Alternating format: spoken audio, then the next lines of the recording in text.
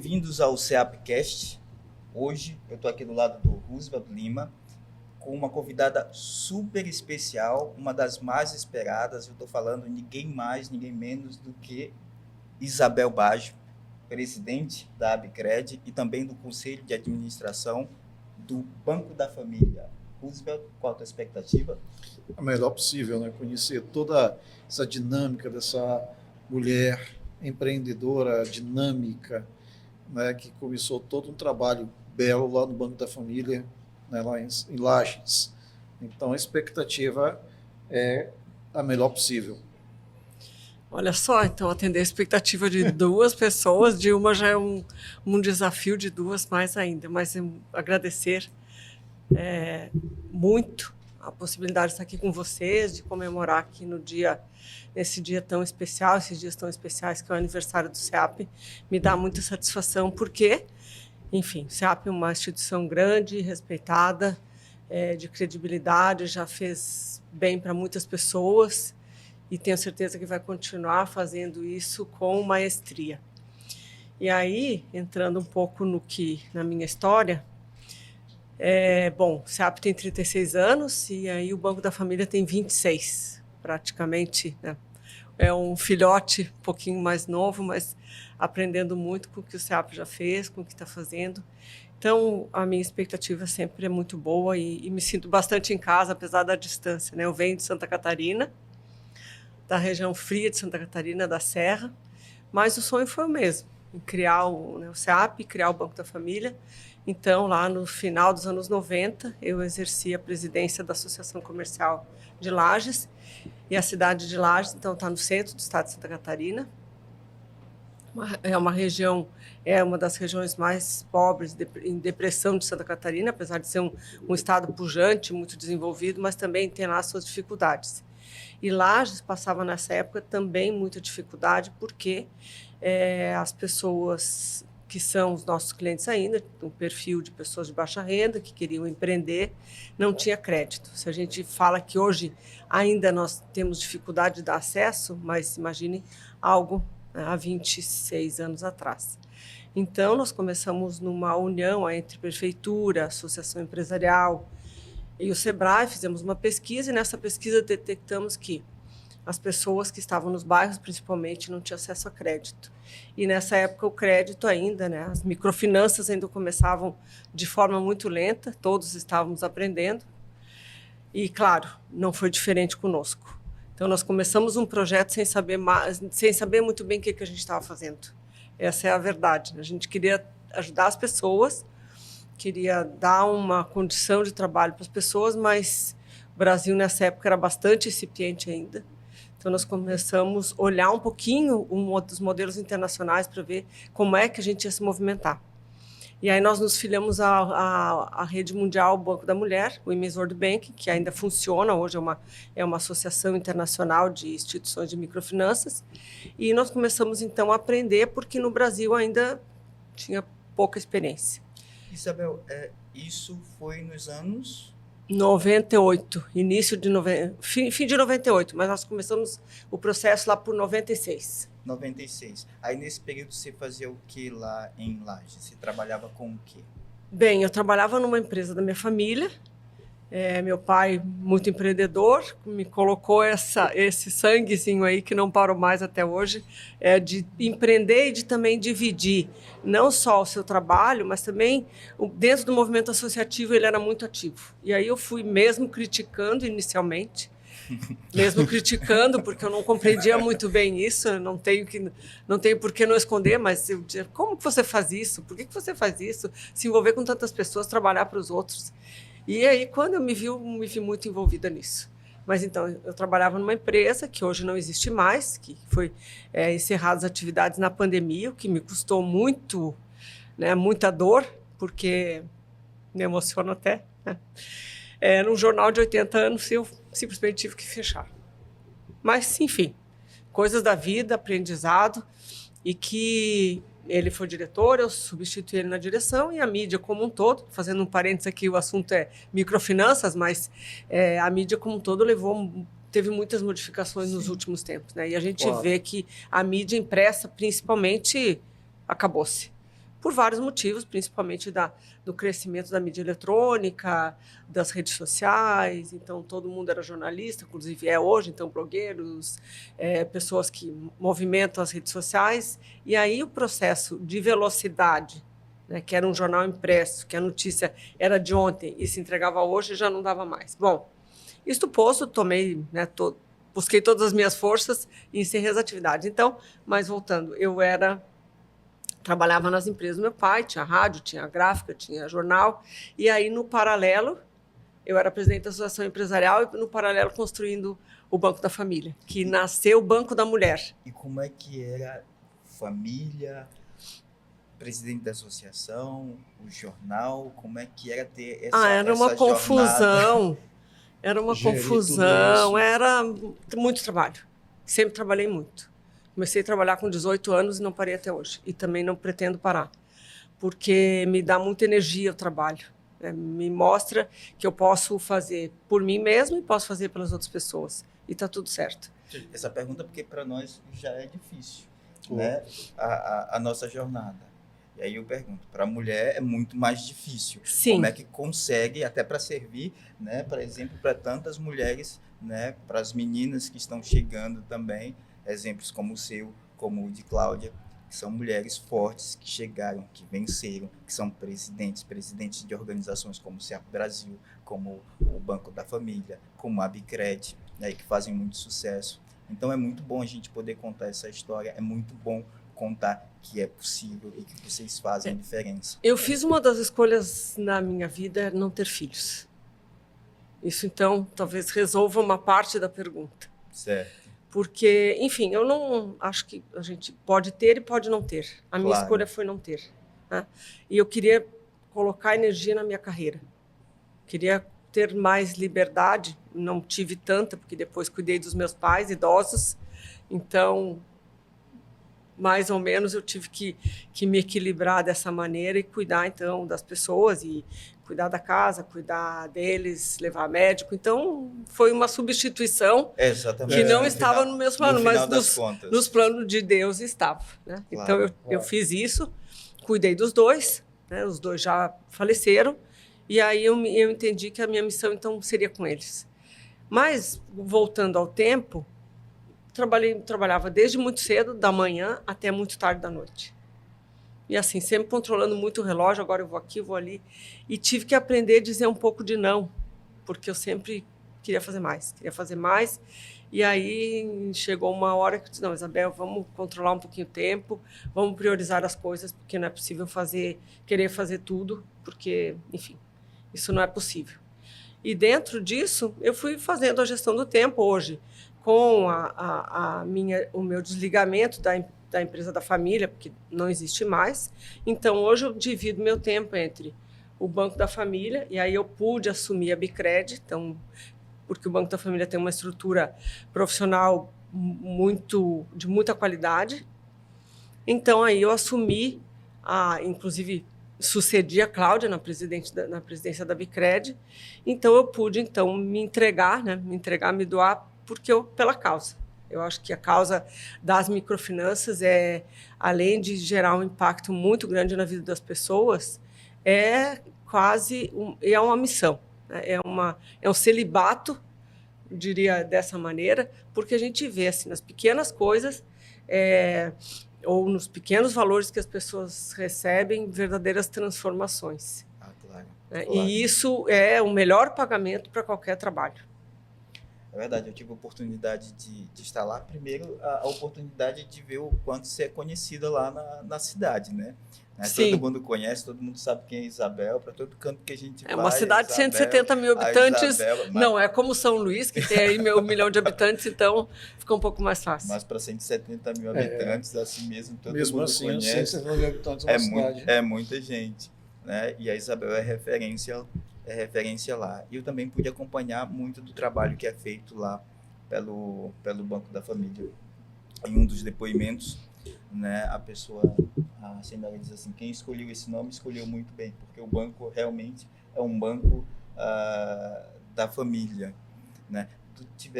você teve lá também, Roosevelt? Não tive no Banco Não do teve Não, ainda não, oportunidade. ele não foi, mas Eu tive ele em Santa Catarina, ele está mas nos devendo, inclusive. É. essa.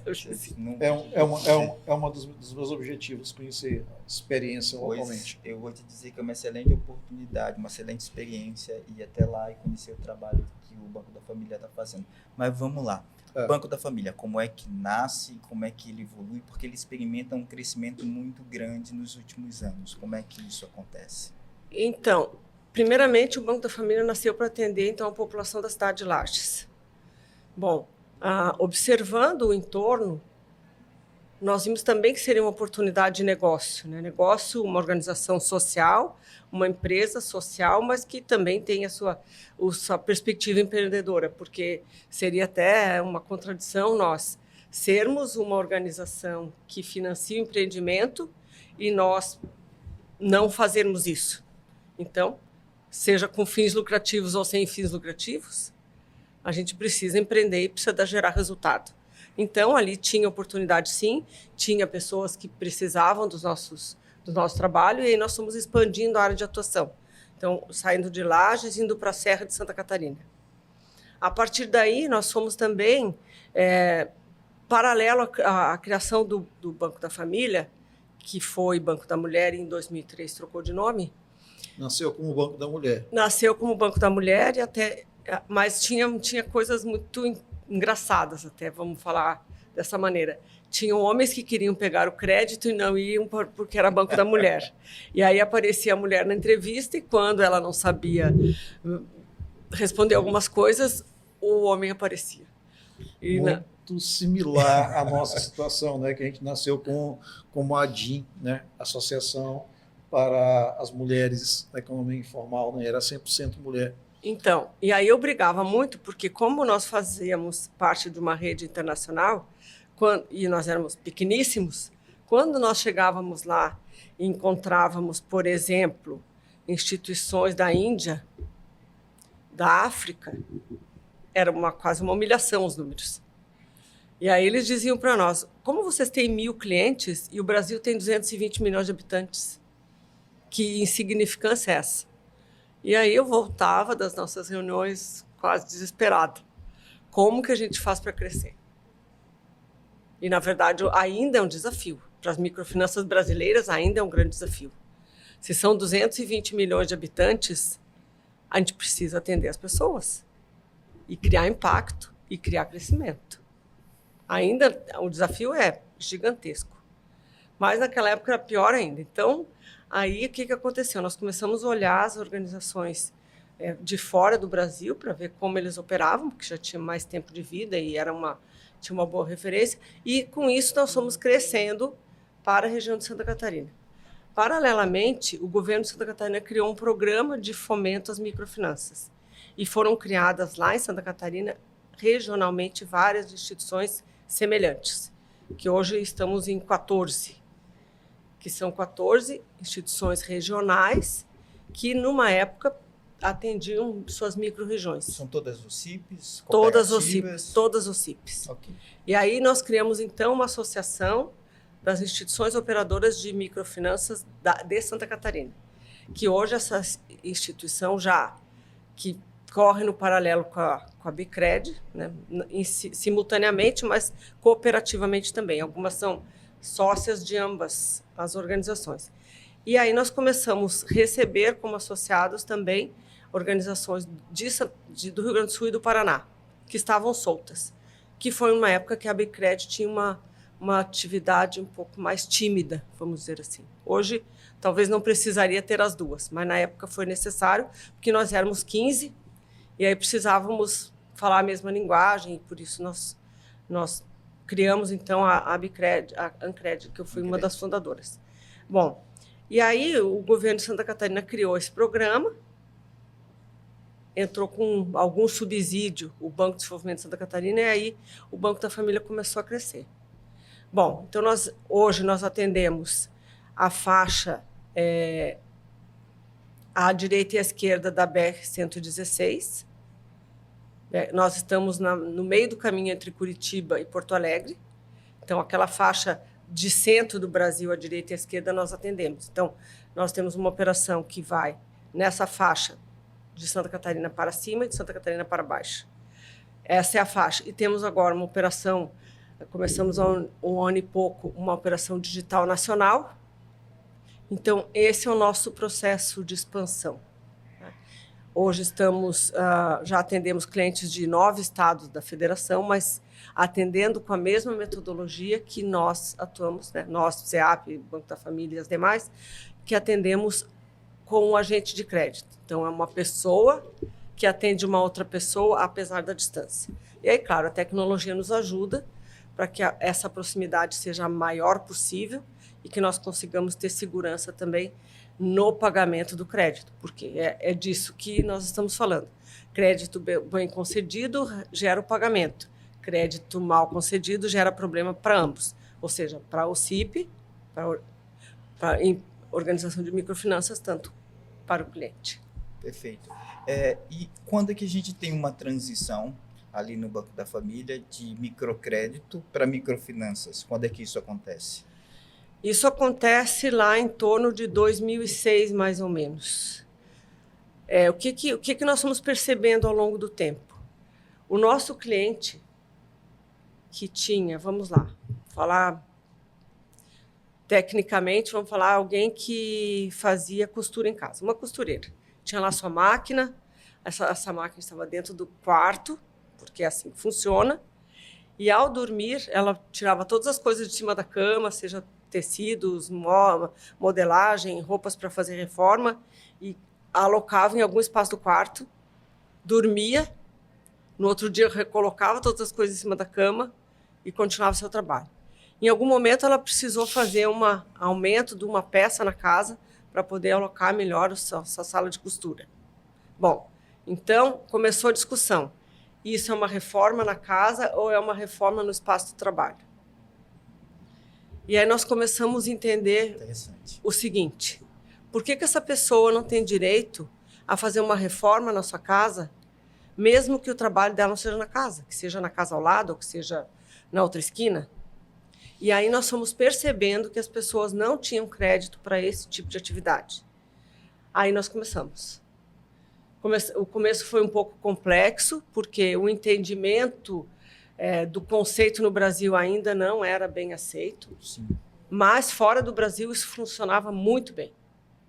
Em todas as outras organizações que o Banco Mundial da Mulher era o detentor, né? era o hub, vamos dizer assim, das microfinanças, funcionava muito bem. Então, se financiava banheiro, fossa, telhados, portas, quartos, muros, garagens e tudo mais, e estava tudo certo.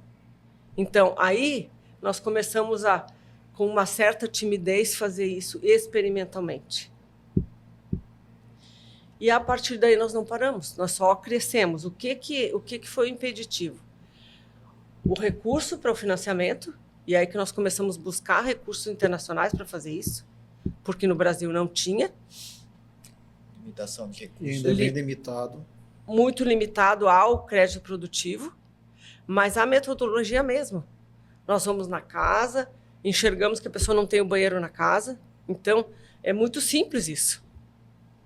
Para quem já faz o crédito produtivo, fazer um crédito que não é produtivo, entre aspas, porque eu tenho uma compreensão de que como a pessoa vai trabalhar bem se ela não tem o mínimo necessário dentro da sua casa. A qualidade de vida. Então, qualidade de vida, produtividade, bem-estar, condições sanitárias adequadas. Então, isso, na minha compreensão, faz todo sentido. Faz todo sentido.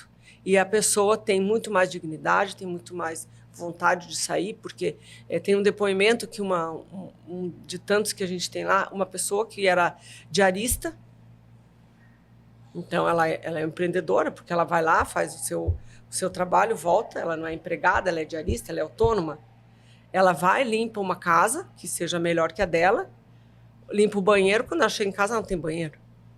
E ela disse que o sonho era ter uma mansão com banheiro. E aí, quando ela tem aquele banheiro que é com box de vidro, ela fica numa felicidade plena. E aí? Porque ela limpava na casa que ela trabalhava e chegava em casa não tinha. Não tinha.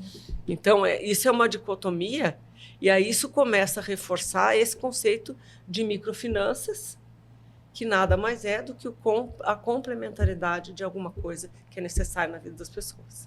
Eu e o Carlito, a gente teve a possibilidade de conhecer, né, de perto as microfinanças no Peru, né, e a gente viu muito isso, né, das pessoas poderem construir o seu banheiro, né, que utilizavam dos demais, construir, tirar crédito, né, para construir um quarto, né, a gente viu muitas casas, né, que né, são feitas por partes. Sempre Né? Sempre são feitas por então, partes. Estão sempre contínuo, né? Então isso faz com que eles consigam realizar, né, uma situação de melhoria, né, da qualidade de vida deles dentro das condições, né, que eles possuem, né, das condições financeiras que eles possuem. Então, da mesma maneira, o crédito de consumo, né, a gente até viu umas panelas solares, né, que o pessoal, em vez de utilizar o gás, né, financia, né, através de raios solares para a panela. E, sim. Né, então, as microfinanças, né, dessa forma mais abrangente, né, é um avanço tremendo. É um avanço tremendo e necessário. Então, painéis solares, por exemplo, vamos lá, as prefeituras, os governos, né, estaduais têm lá seus financiamentos para melhorar as estruturas de serviço de água e esgoto nas cidades. Muito bem. Então, a rede de esgoto é feita. E aí? As pessoas têm dinheiro para fazer a conexão? O projeto se completa como um todo? Então, o governo financia a prefeitura e as pessoas não podem ligar, quer dizer, é um investimento. Exatamente. É um investimento. Essas mesmas limitações que se tem aqui, né, que era o projeto que nós estamos financiando agora. Então, conexão na rede pública, por quê? A prefeitura faz, o governo do estado faz, existe financiamento público para isso, e quando chega na pessoa física que vai alimentar aquela rede, passa na porta, mas a pessoa não tem condições. Então, isso faz parte do projeto, né, de saneamento, que agora me parece que vai ser lançado daqui uns dias. Eu digo me parece porque eu gosto sempre de, depois está lançado, aí está tudo certo. Né? Então, o me parece está nesse campo aí. Expectativa. Que vai existir uma linha de crédito para as OCIPs financiarem esse tipo de serviço. Então, melhorias habitacionais. Então, é telhado, é o assoalho, é o muro, é mais um quarto, é o banheiro. Então, vamos entender que isso é uma linha abaixo da Minha Casa Minha Vida, para que as OCIPs ofereçam para as pessoas de baixa renda esse financiamento. E a gente sabe que as pessoas podem pagar. Né? Nosso dia a dia mostra que as pessoas podem pagar desde que tenham oportunidade. Então, é disso que eu falo. E as OCIPs detêm essa tecnologia, elas conhecem, elas sabem quem são essas pessoas. Tem todo o conhecimento de avaliação de crédito, né? Tem o pessoal, os assessores de crédito que fazem esse acompanhamento e podem fazer. Agora, Isabel, já que a gente entrou nesse campo, a Abicred, como é que surge a Abicred? Quais são os desafios hoje como presidente da Abicred e para todas as instituições, como é que você vê esse futuro? Bom, nós temos desafios muito importantes. Primeiro, não o mais importante, mas nós precisamos, as OCIPs do Brasil precisam crescer. Porque é uma clientela que tem necessidade. São quantas hoje? Nós temos 40 associadas. Então, aonde tem a maior força de cobertura? No Sul, a partir da iniciativa, então, do governo de Santa Catarina, na época, as do Sul estão estendendo as suas operações para os estados limítrofes, né, seja Paraná e Rio Grande do Sul. Algumas com alguma expansão já para São Paulo, nem tanto, o Rio não tem nada, então tem um desatendimento no centro do Brasil. Vamos falar centro-oeste e sudeste. A que tu atribui essa questão desse desatendimento ali na região sudeste? Só posso entender que seja falta de iniciativa. Porque o Brasil inteiro tem as condições que tem. Se lá no passado, se aqui, vamos falar aqui no Nordeste, existem iniciativas exitosas, vamos falar do SEAP, vamos falar do Banco do Nordeste, mas, enfim, o Banco do Nordeste ainda tem um outro modelo, porque tem por detrás uma força financeira grande, né, do banco para o Crédito Amigo e para o Água Amigo. Fundos constitucionais. Também, então, é um outro tratamento, mas tem aqui o exemplo de vocês, do SEAP, Sim. que é o líder aqui do Nordeste. Então, eu só posso entender que não teve iniciativas nem privadas e nem públicas para que isso acontecesse. Então, existe, primeiro, uma necessidade de crescimento para atender as pessoas e uma oportunidade também. Ok, então é possível que a gente tenha uma demanda ali que esteja hoje reprimida, não tem um atendimento, não tem iniciativas. Eu entendo que tem uma demanda penetrado. reprimida, claro que, e aí que nós estamos procurando os órgãos oficiais para ver assim, o que vocês podem nos ajudar para as OCIPs existentes crescerem nessa direção. Porque uma coisa é a seguinte, a OCIP vai crescer com as suas próprias condições, é um tamanho.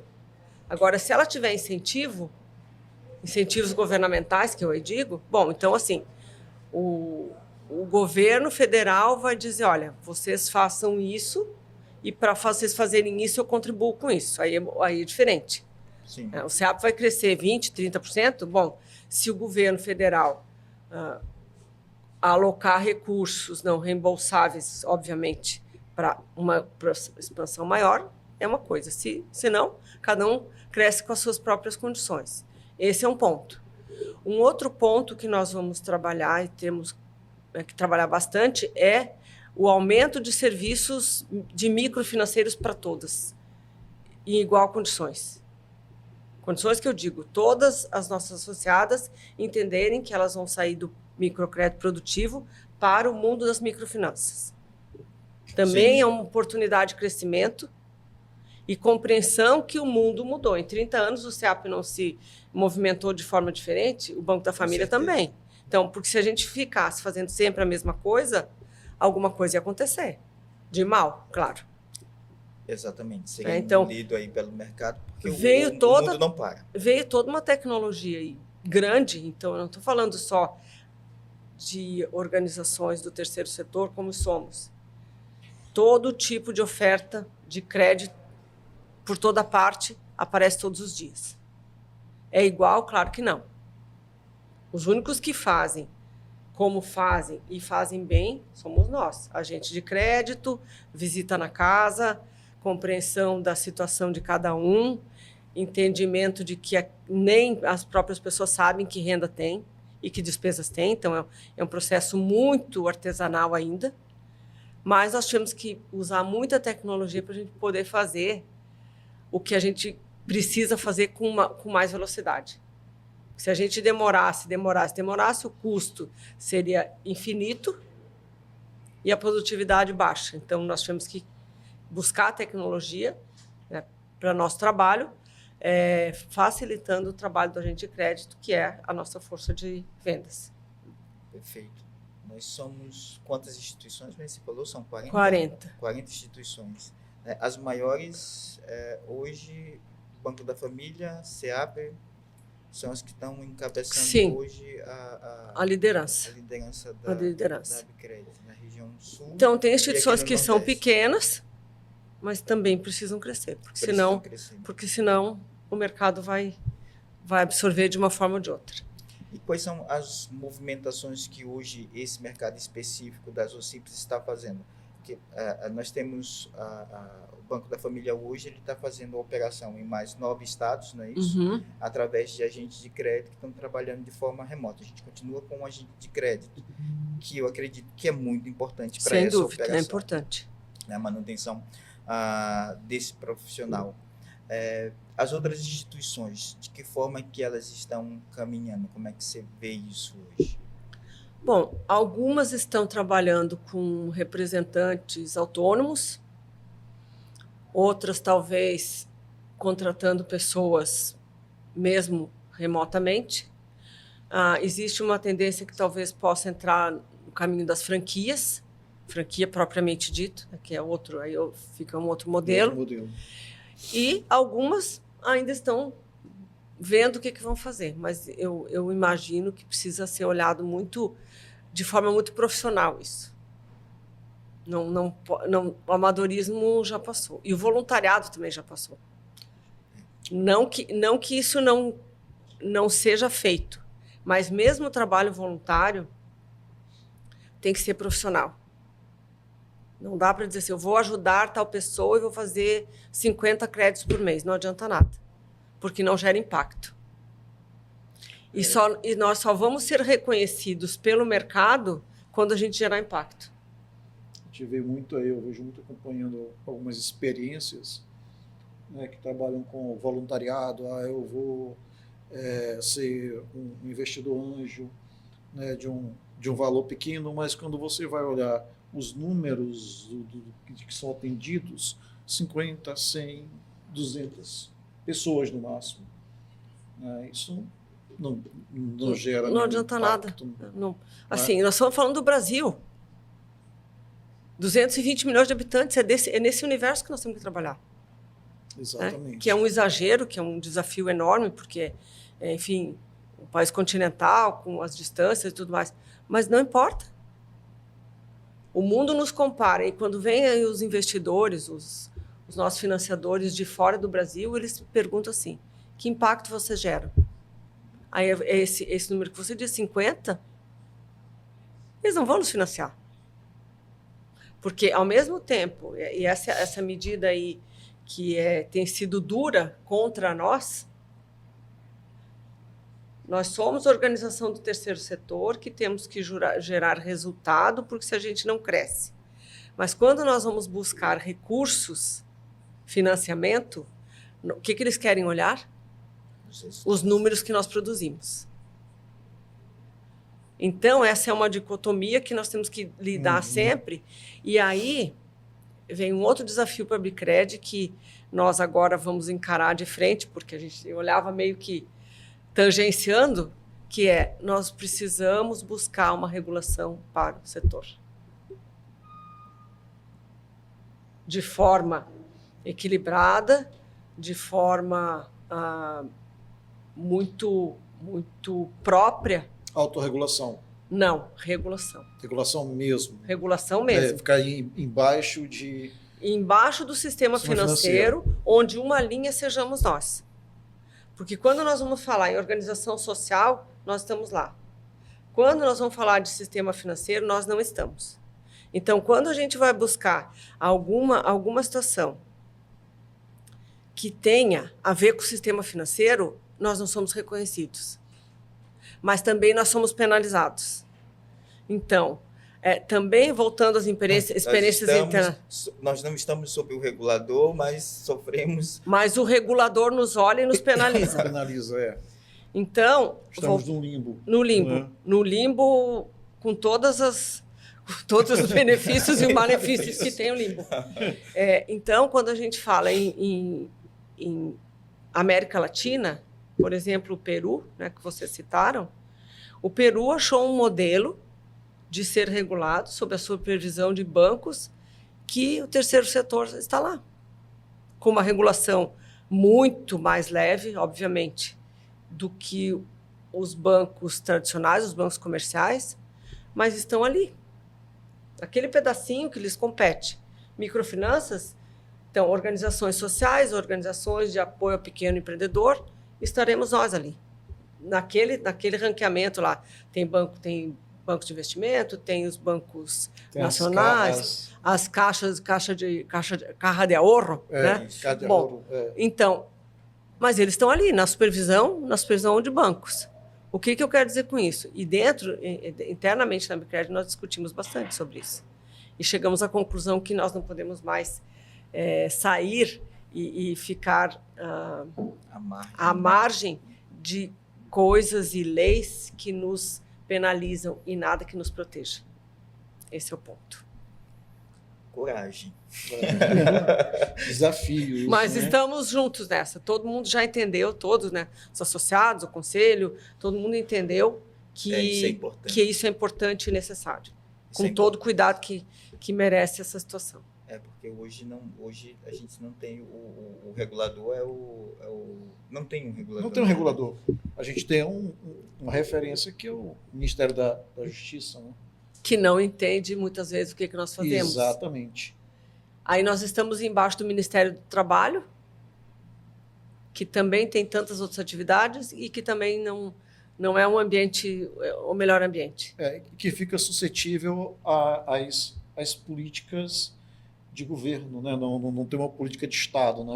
Muda um dirigente, muda todo o contexto que tem a lei de avaliação. Então, nós temos aí feito várias visitas em Brasília e tudo mais. Nós já chegamos a falar com 10 órgãos do governo. Então, Ministério da Indústria e Comércio, Ministério do Empreendedorismo, Ministério do Trabalho, Ministério da Justiça, Ministério das Cidades, BNDES, Caixa Econômica, Banco do Brasil. Aqui já deram 8, eu devo ter esquecido de algum. Então, assim, Secretaria Nacional de Habitação, Secretaria Nacional de Saneamento, e é uma coxa de retalhos. E a gente vai lá, faz uma conversa com um, faz com o outro, e as conexões, então, tudo isso, Banco Central também. Então, por tudo isso, nós chegamos à conclusão de que a gente precisa, para o setor se desenvolver, estar embaixo de apenas um. Esse um seria o Banco Central. Não tem outro. Para ficar mais adequado exatamente à função a função que nós desempenhamos. Né? Nós trabalhamos com crédito. Então, natural que fique embaixo. É o caminho do Banco Central. Natural, eu acredito. Mas é desafiador. É o caminho a se seguir. Muito desafiador. Isabel, agora mudando um pouquinho o rumo da prosa. O Banco da Família, ele tem boas, excelentes políticas para os colaboradores, para a retenção de colaborador. A Cláudia, ela fala sempre da importância do assessor de crédito no microcrédito, nas microfinanças. Como é que você vê o futuro desse profissional para as organizações? Olha, esse profissional eu diria que é cada vez mais valioso. O modelo que ele vai trabalhar talvez seja um pouquinho diferente. Então, ele vai ter que... nós das OCIPs, temos que organizar de forma, internamente, que ele tenha mais tempo para fazer o contato com os clientes. Então, ele vai ter que ter um manancial de informações, na minha visão, mais prontas para que ele atenda mais pessoas no menor prazo de tempo. Porque, de novo, tem que ter produtividade.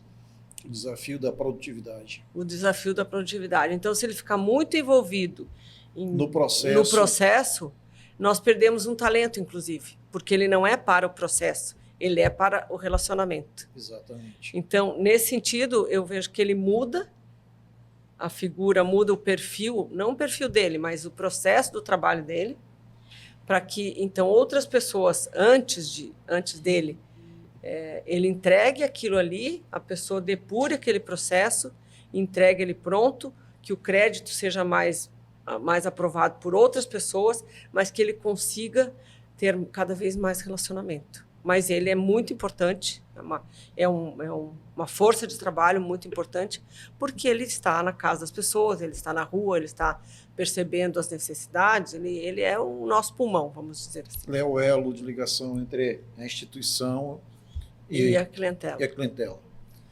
Bom, para finalizar, para deixar um recado para o SEAP, para os assessores de crédito, também para o Banco da Família, né? O que você diria para todos nós, para todos eles, para todo mundo que está assistindo a gente aí do outro lado?